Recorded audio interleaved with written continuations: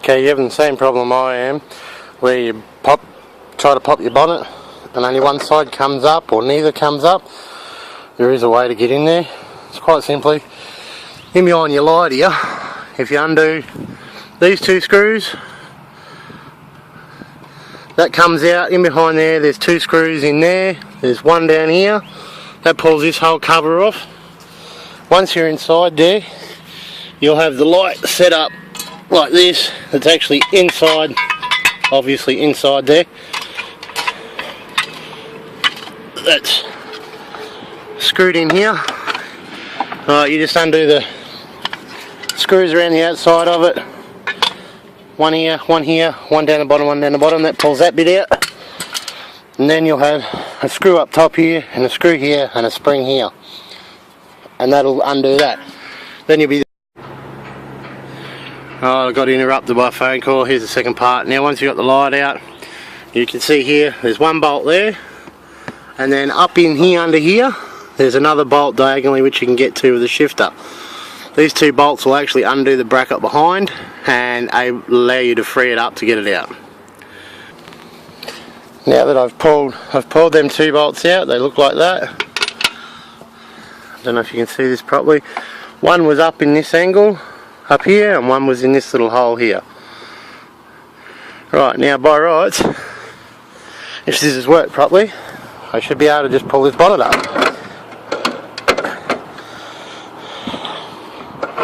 Voila! Now you can see it comes up with the whole spring bracket and everything. Easy as that.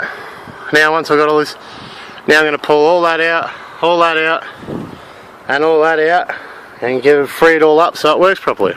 You should do this every couple of months just so that you know your bonnet won't jam on you.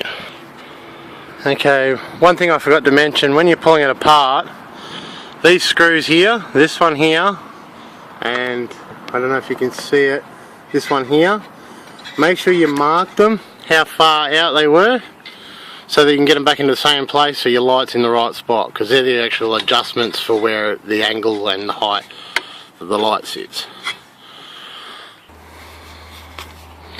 Okay, you've got a screw here, a screw here, a screw here, and a screw here. That takes this surround off, which pops the light out so you can unplug it all before you pull the backing plate out from those two bolts and the spring underneath.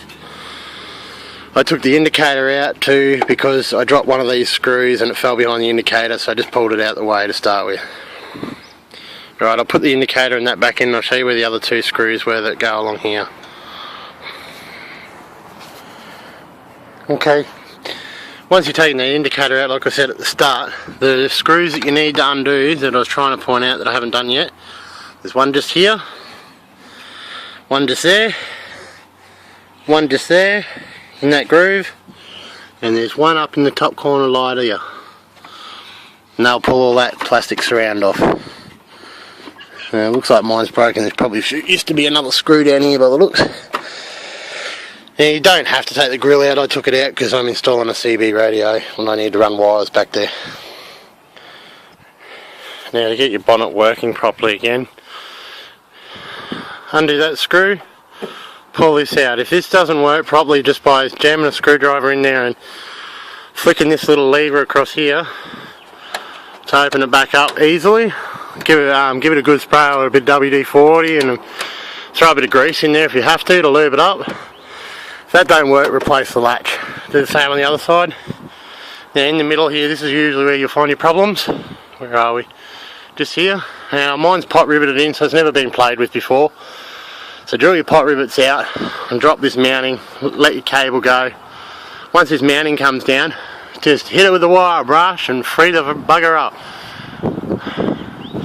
so that she moves nicely. See, mine's really stiff, that's why when I pull the cable, all it's doing is starting to do is stretch the cable on me because it's that stiff. But if you have a look here, see, that all works fine now when I can get it this bit to move.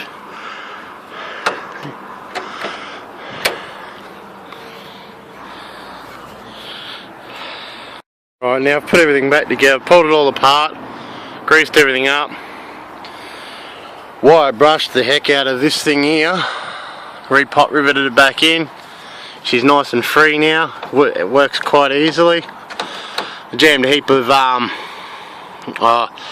gearbox oil from my remote control car in there, but you could use any oil or grease, whatever.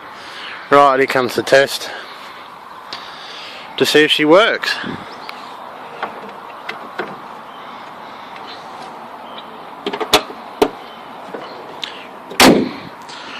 Right, closes nicely.